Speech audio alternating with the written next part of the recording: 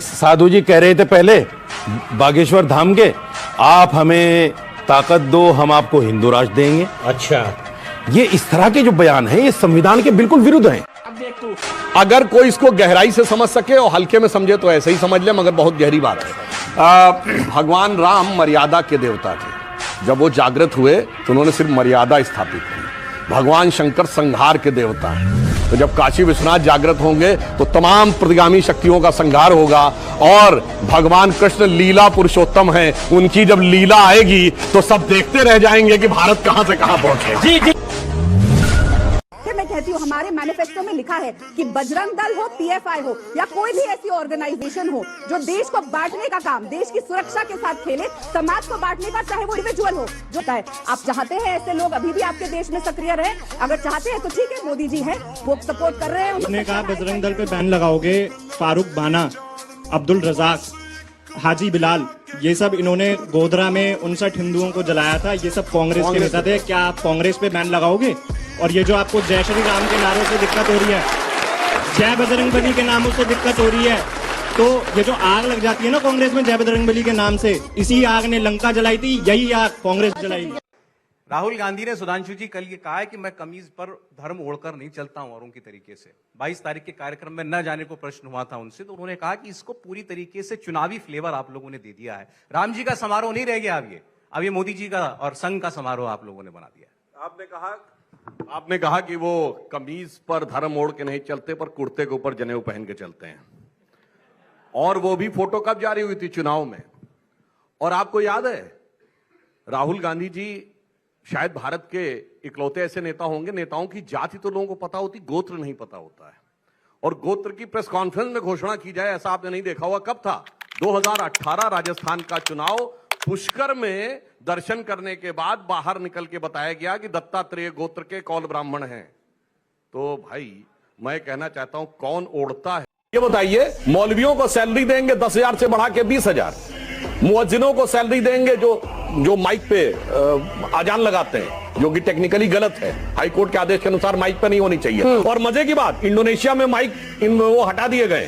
खैर, उसको देंगे बढ़ा के और 10,000। अब ये बताइए, तो भाई ये कह दें कि हम वो बंद कर देंगे, अन्यथा लक्ष्मी जी की मूर्ति फोटो लगा हुआ करेंसी तो मस्जिद में नहीं जाना चाहिए। उनकी भी धार्मिक भावना हर्ट होती है।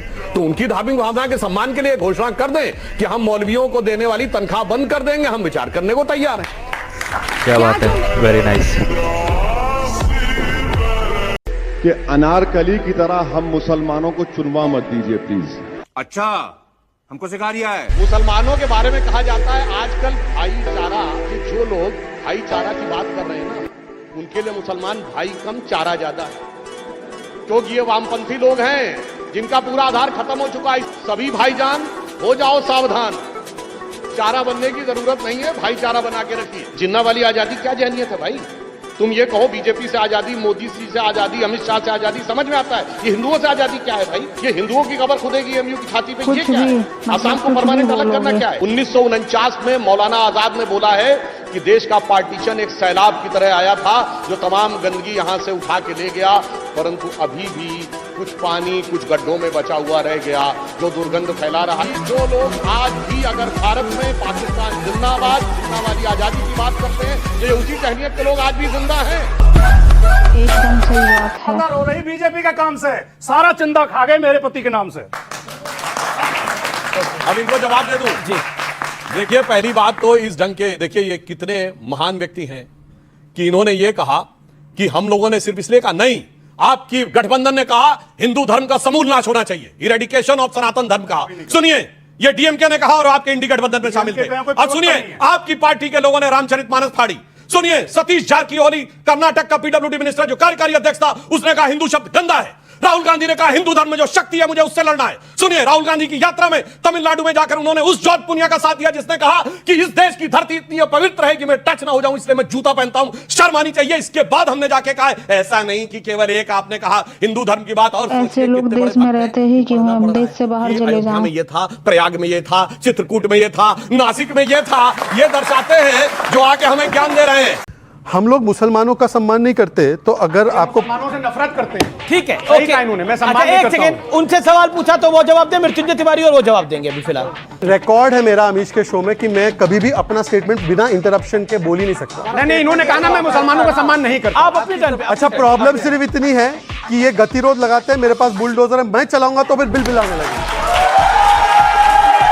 ये बिल आएंगे और यहां से भागेंगे बिल आते हुए। चलिए बुलडोजर, सुनिए, जय बुलडोजर। अरे यार, आप हैं संजय जी, आप किसकी तरफ है भाई? देखिए, मैं वो देखिए, जो बुलडोजर चलता पूरा है, इंडिया अलायंस कंफ्यूज है।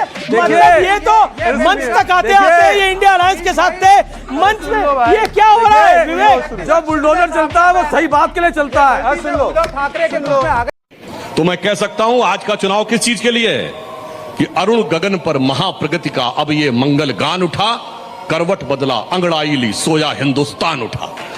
और उस हिंदुस्तान के साथ भारत का स्वाभिमान में दूसरी तरफ कौन है जो इस देश में मजबूत नहीं मजबूर सरकार चाहते हैं। दूसरी तरफ वो हैं, जब इन दलों को देखते हैं तो जानते क्या लगता है, आपने दोस्ती को दुश्मनी में बदलते हुए तो देखा होगा, मगर दुश्मनी को और घटिया स्तर की दुश्मनी को दोस्ती में बदलते हुए देखा। गुनाहों की साझेदारी में कैसी यारी हो जाती है। वो एक तरफ वो लोग हैं और एक तरफ है जांचे परखे खरे मोदी जी का नेतृत्व। सीता जी जब वन में थी और मृग सोने का दिखा और उन्होंने भगवान राम से कहा जाओ सोने का मृग होता है, जरा इसके पीछे अनुसंधान करो जाके, इसका अर्थ क्या है। आप सब ने संस्कृत का वह कहावत सुनी होगी, विनाश काले विपरीत बुद्धि, परंतु इसका पूर्ण श्लोक जानते क्या है? वो ये है, न निर्मिते न दृश्यते कदैव न श्रूयते स्वर्णमयी कुरंगी तथापि तृष्णा रघुनंदनस्य विनाश काले विपरीत बुद्धि। इसका अर्थ न कभी बना, न कभी देखा गया, न कभी सुना गया कि सोने का हिरण होता है, फिर भी तृष्णा ने रघुनंदन को ऐसा घेर लिया भगवान को कि वो उसके पीछे चले गए। जय श्री राम, राम ही रहेंगे।